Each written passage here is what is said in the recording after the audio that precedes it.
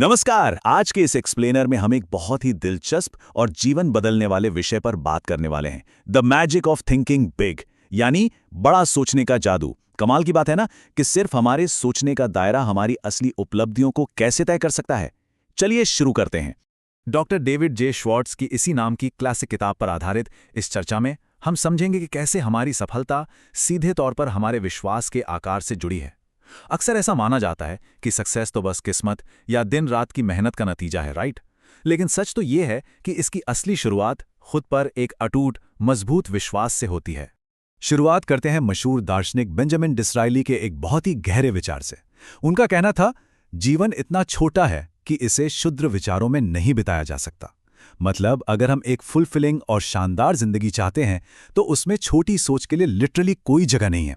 बड़ा सोचना सिर्फ एक आइडिया नहीं है, बल्कि जीने का एक सॉलिड तरीका है। तो इस पूरी जर्नी के लिए हमारा रोड मैप कुछ ऐसा रहेगा। सबसे पहले हम सफलता के थर्मोस्टैट को समझेंगे, फिर विफलता की बीमारी का इलाज खोजेंगे। उसके बाद दिमाग की विचार फैक्ट्री में चलेंगे, फिर देखेंगे कि हर दिन इस विश्वास को कैसे लागू करें, और आखिर में ऑटोमेटिक पायलट कैसे सेट करें। चलिए पहले पॉइंट से शुरू करते हैं, सफलता का थर्मोस्टैट और उपलब्धि को नियंत्रित करना। देखते हैं कि आखिर इस पूरी सफलता की कहानी की शुरुआत हमारे दिमाग में होती कैसे है। देखिए, विश्वास या बिलीफ कोई हवाई किला या सिर्फ एक मीठा सपना नहीं है। इसे एक इंटरनल थर्मोस्टैट की तरह मानिए। जब हम अपने अंदर सफलता का तापमान सेट करते हैं तो यही वो थर्मोस्टैट है जो उस तक पहुंचने के लिए जरूरी एनर्जी, स्किल्स और पावर जनरेट करता है। जैसे ही हम ये ठान लेते हैं कि हम जीत सकते हैं, हमारा दिमाग अपने आप उस काम को करने के हाउ टू यानी तरीके और प्लान्स ढूंढने लगता है। इस बात को हैरी नाम के एक आम कर्मचारी की कहानी से समझते हैं। हैरी ने अपने साथियों के मुकाबले पूरे 5 गुना ज्यादा कमाई की। अब मन में यह सवाल आ सकता है कि क्या वो 5 गुना ज्यादा स्मार्ट था या उसने 5 गुना ज्यादा पसीना बहाया? बिल्कुल नहीं। वजह बहुत ही सिंपल थी। उसने अपने साथियों से 5 गुना बड़ा सोचा। यही वो सफलता का थर्मोस्टैट है जिसे हमें ऊपर की ओर सेट करना है। अब आगे बढ़ते हैं दूसरे हिस्से की तरफ, विफलता की बीमारी का इलाज और बहानेबाजी पर काबू पाना। क्योंकि सक्सेस के रास्ते में आने वाले सबसे बड़े दुश्मन को पहचानना बहुत जरूरी है। तो इस खतरनाक बीमारी का नाम है एक्सक्यूजाइटिस, यानी बहानेबाजी की बीमारी। ये एक ऐसी बुरी आदत है जहां हम खुद को कन्विंस कर लेते हैं कि हमारी फेलियर या साधारण जिंदगी की असली वजह हमारे आसपास की परिस्थितियां हैं।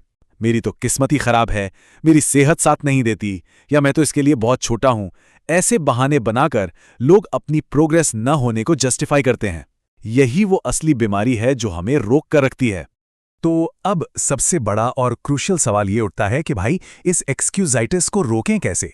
इन नेगेटिव ख्यालों के लूप से बाहर निकलकर उन्हें ऐसे एक्शनेबल प्लान्स में कैसे बदलें जिन पर हम सच में काम कर सकें? इसके लिए कुछ बहुत ही प्रैक्टिकल कदम है। सबसे पहले दिल से ये मानना होगा कि हाँ, हर प्रॉब्लम का सॉल्यूशन पॉसिबल है। दूसरा, अगर किसी काम में अटक गए हैं तो हार मानकर बैठने के बजाय थोड़ा पीछे हटिए और एक नए नजरिए से फ्रेश शुरुआत कीजिए। और तीसरा, नई नई चीजें ट्राई करने के साथ साथ डटे रहना जरूरी है। तभी हम हार को जीत में बदल पाएंगे।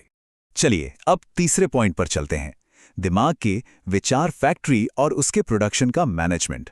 देखते हैं कि रोजमर्रा के काम में हमारा दिमाग काम कैसे करता है। ये कंसेप्ट बहुत ही इंटरेस्टिंग है। इमेजिन कीजिए कि हमारा दिमाग एक फैक्ट्री है और इसके 2 फोरमैन या मैनेजर हैं।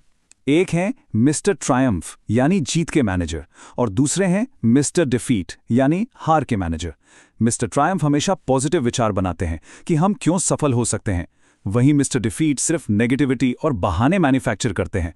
तो सक्सेस का सीधा सा फॉर्मूला ये है, मिस्टर डिफीट को आज ही नौकरी से निकालिए और सारा काम मिस्टर ट्रायम्फ को सौंप दीजिए। अब अगर मिस्टर डिफीट कभी किसी छोटी मोटी बहस या नेगेटिव सोच में उलझाने की कोशिश करे तो खुद से बस ये एक सिंपल सा सवाल पूछना चाहिए, क्या ये वाकई में इतना इंपॉर्टेंट है? यकीन मानिए, ये सवाल किसी जादू की तरह काम करता है। ये तुरंत हमारा फोकस बड़ी तस्वीर पर ले आता है और हमें फालतू की बातों से बचा लेता है। अब आते हैं चौथे हिस्से पर, हर दिन इस विश्वास को लागू करना। चलिए देखते हैं कि इस पूरी फिलॉसफी को रोज की आदतों में कैसे बदला जाए। सक्सेस कोई एक दिन का काम नहीं है। इसके लिए रोजाना कॉन्शियस एफर्ट चाहिए। हमें प्रैक्टिस करनी होगी कि चीजों में, लोगों में और सबसे ज्यादा खुद में कैसे वैल्यू ऐड की जाए। मतलब हर सिचुएशन के अंदर जो बेस्ट पॉसिबिलिटी है उसे देखना होगा।